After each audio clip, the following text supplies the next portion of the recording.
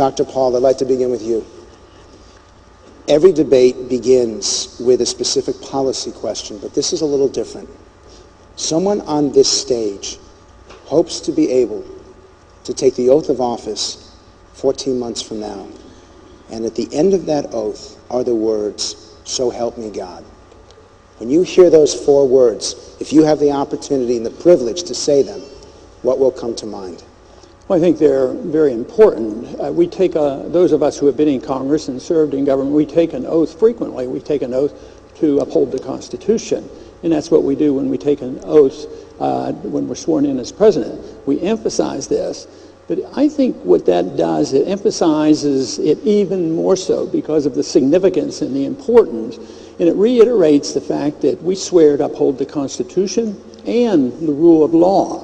And to me, this would mean that you're not only saying this, in front of a small number of people, not only in front of the nation, but before our God, which means the significance is that much greater. So those of us who have done this before, and I've taken my oath rather seriously, very seriously, and believe that I've done a very good job in upholding the Constitution, and even when sometimes it's difficult. And this to me would send the signal that by saying, "So help me God," I really will obey the Constitution and that pledge. I think the issue is obviously very important, and we can charge one side or the other of influencing our culture too much. But the goal of government isn't to mold society and mold people. The role of government is to preserve liberty, so we as individuals assume the responsibility and our families assume the responsibility. Our values should come from our family and from our church. But once we say, well, the liberals are doing this because they want this economic interference and we're going to have perfect balance and fairness, they overdo it.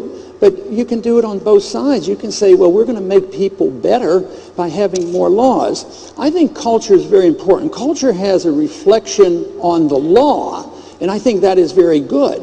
But the law can't reflect the morality of the people. If you do that, you have embarked on something where you sacrifice liberty. Once you turn this over to government, when government assumes this role, it can only do that at the sacrifice of liberty. So our goal ought to be to preserve liberty so that we have our religious values and we make our own decisions. If we can make our self-determination for our hereafter and our spiritual life, certainly on our own personal habits and our economic habits and how we spend our money, certainly we should assume that the people can do this. The guidance should come from individuals, from our family, and from our church. I think it's wrong to assume that if you legalize liberty and freedom, that because somebody might do something wrong, you don't want to legalize it. Liberty doesn't mean libertine. It means you have choices, but you suffer the consequences. It does not mean endorsement. When you legalize freedom of choice, think about it in a religious sense. We legalize, and we do a pretty good job in this country on the First Amendment. We legalize our freedom of choice in our religious value. But in this country, you're even allowed to be an atheist. But if you say, well, there's the danger of being atheist, so we can't legalize freedom of choice in religion, or we can't legalize freedom. Maybe somebody will want too many homeschoolers. So no, you want to legalize liberty. You don't want to designate what your beliefs are going to be because somebody might abuse it. And they have to assume the responsibility for making the mistakes. But because somebody might make a bad choice, you don't say give up on liberty. This is what the liberals do when they come to economics. Somebody might not make a good choice. They might not take care of themselves. They might not save for them for their retirement. So therefore, we have to be the protector. We have to protect the people from themselves. So I think overall, the defense of liberty is really what we need in this country because we're losing it, unfortunately. What is your worldview? And speak of it in terms of freedom, responsibility, and morality. I talk about it a whole lot because I talk about freedom a lot and I talk about responsibility. And I tell young people, and I talk to a lot of young people, that if we can get a free society today and get you out into a position where you don't have to endorse government medicine and government education and you can opt out of Social Security, I says, one thing is, if you get your freedom, you have to accept the responsibility. You can't, if you fail in taking care of yourself, if you want your freedom to do that and you don't do well, You don't have a right to go to your neighbor directly, and you don't have a right to go to your government and say, go to my neighbor and take care of me because I didn't meet up with my responsibilities. They have to face the consequences.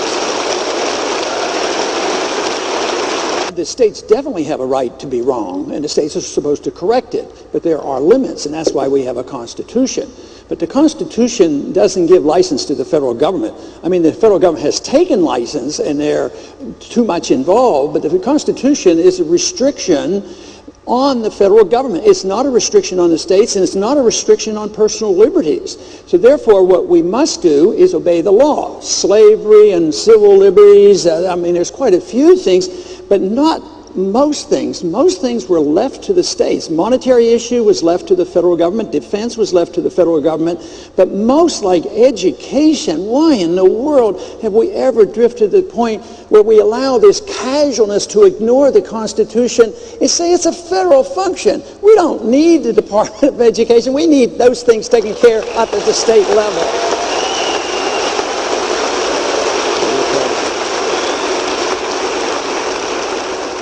Governor. And the Energy Department, too. There you go.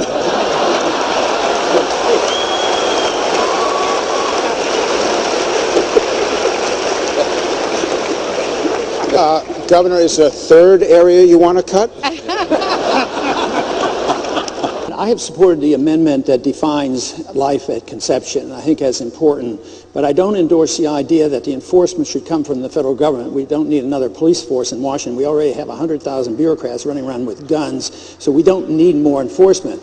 All acts of violence under our Constitution, like murder and injury and robbery, that's not a federal offense, it's a state offense, and laws do vary. So I would not want to repeal that provision. It was meant that it would be handled at the states. And we have to remember, when we tend to nationalize things, we expose ourselves to great danger, because when they make a mistake, it's national. This is the reason that we had Roe versus Wade. They should have never heard that case. They nationalized it. So I'm very cautious about nationalizing these laws. So it would be much better to state when life begins, make the law enforcement at the state level, which has been traditional. But it should not be that we enforce this law at the national level, but there's no reason why we can't define when life begins. But if they nationalize the problem, why is it wrong to nationalize the solution? Well, and I would be glad to do that. And the solution, it would have been solved 10 years ago, because I've been pushing a law that could have been passed by majority vote when we had the House and the Senate and the presidency. If we would have been determined, we could have repealed Roe versus Wade by passing the law called the We the People Act. It removes the jurisdictions from the federal court.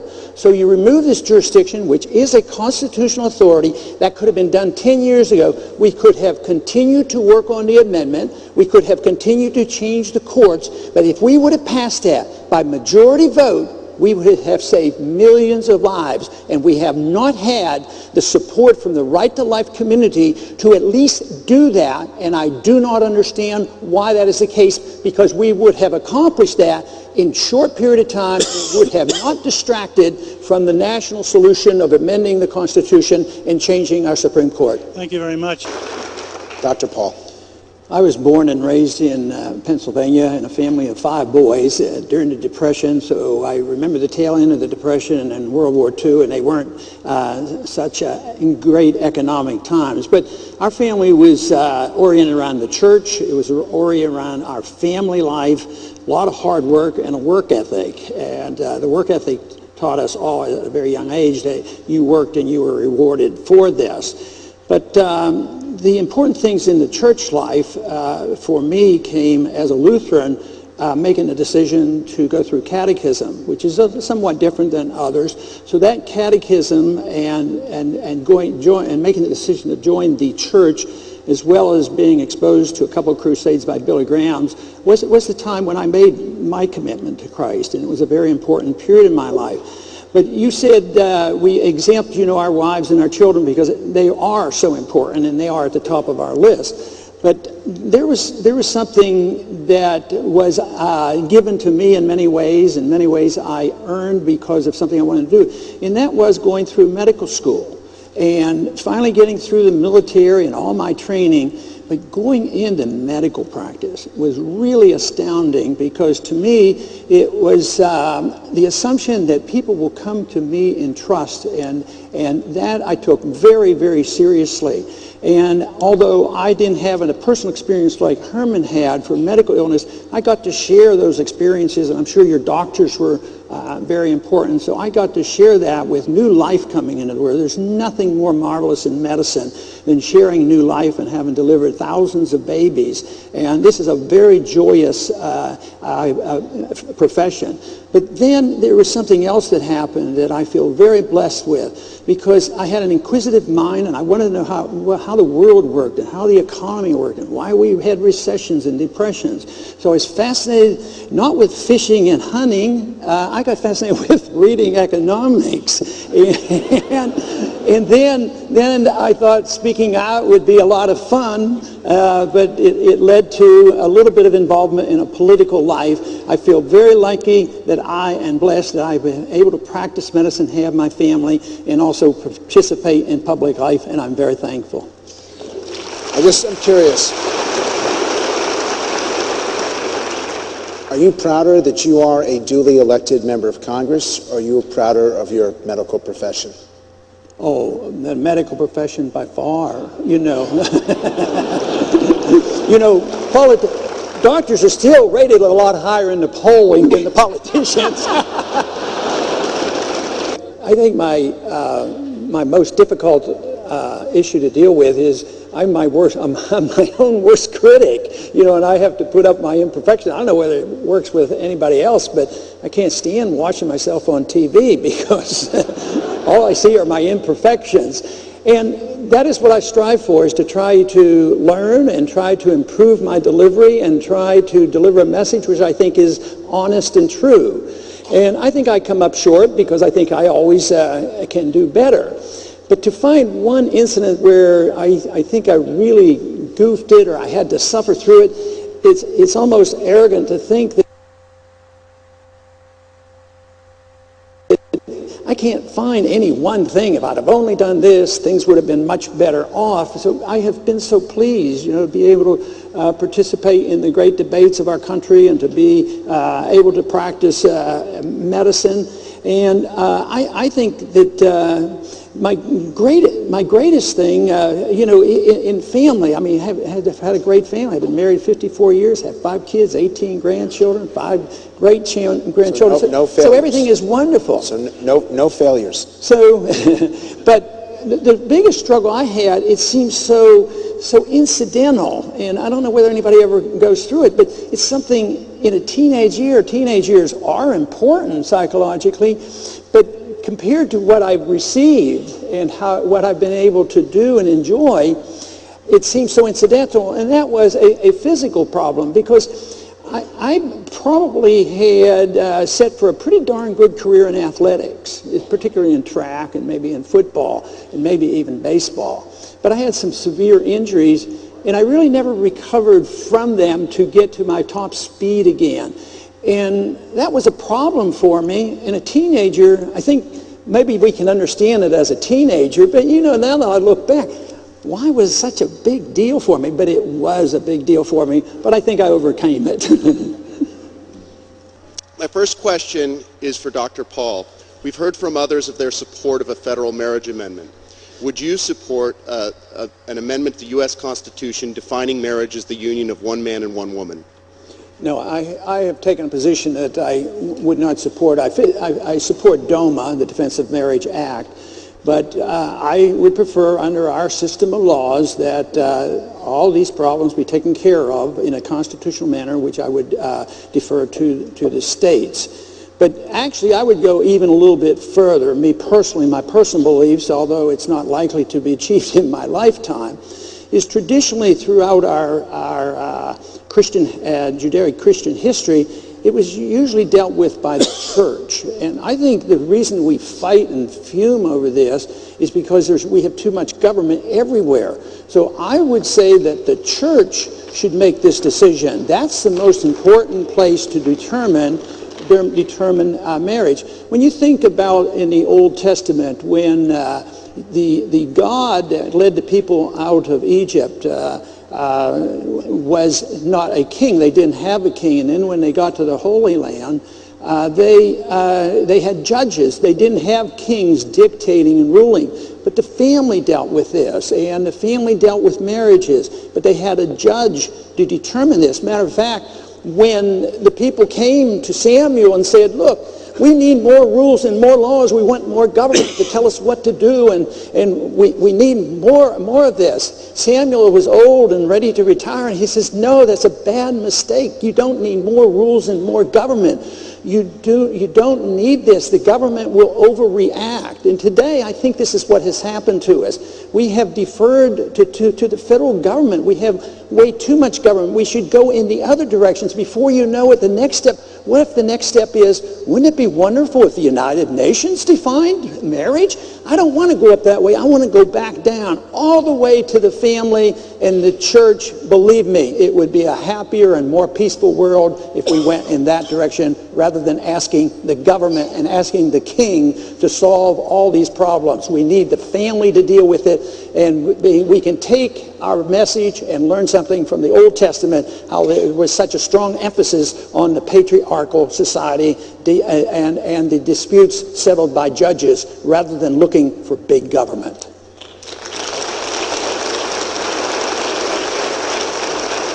Our final question.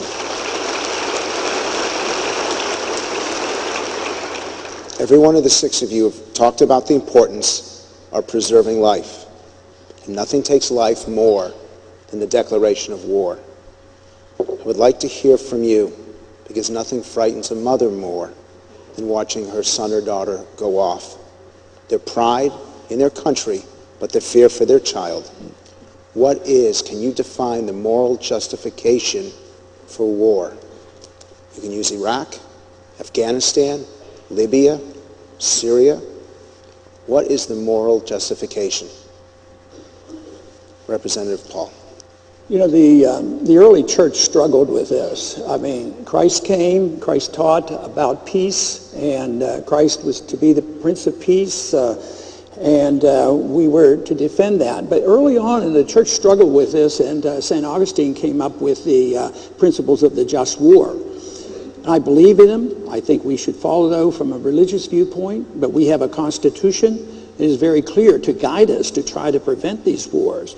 And that is that we don't go to war without a declaration. The wars that we have fought since World War II are all illegal, unconstitutional, immoral, and all were unwinnable, and it was tragic. It was tragic because we did it by failing the rule of law, and the tragedy now of these wars of the past 10 years. 10 years, and we have been so complacent. It added $4 trillion to our national debt. 8,500 Americans have been killed in these wars. 44,000 have come home wounded and crippled. Hundreds of thousands are looking for help. And we want to blind ourselves to this. And it isn't in our national defense. It was mischief. It's getting involved where we don't need to be involved. I think it is an utter tragedy of what's happening. And if you want to talk about a family life, there has to be somebody in this audience that has been the bearer of bad news, either a loved one lost or a loved one crippled. And it's on and on. I had one soldier come to me the other day, and he was so against the wars, and he spent 3 or 4 tours over there. And he says, I lost so many buddies, and I don't know why we were there, and there's no signs of progress over there. But he says, now I'm losing my buddies to suicide. The wars destroy the family, undermine the family, as does economic climate. The bad economics and war is 2 most destructive things to the family, and we ought to concentrate on that, and we can't concentrate on the economics unless you look at the business cycle, why we have inflation, busts and booms. Otherwise, we will continue on a downhill path.